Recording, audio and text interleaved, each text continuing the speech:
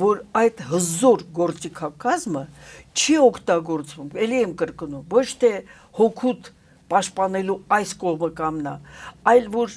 վերականգնել հասարակական այդ միասնության եւ գիտեք հնարավոր չի արդեն որ դա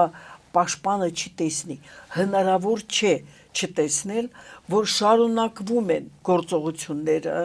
այո, նախաձեռնողը միշտ լինում է իշխանությունը, որ պարզապես քայքայվի եւ բզկտվի, ոչ թե երկու մասի բաժանվի, դա տիպիկ է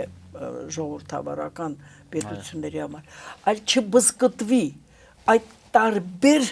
առիթներով եւ այստեղ ինչ կարծիք կարող է լինել այլ քան ոստիկանը բաց է բաց անհամաչափ ուժ է կիրառել եթե տղայի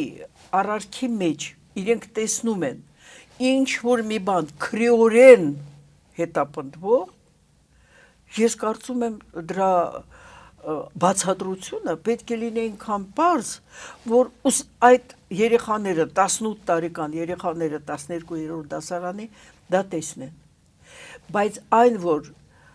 զրկում են ուսումը շարունակելուց Ամբողջական հաղորդումը դիտեք մեր YouTube-յան ալիքում։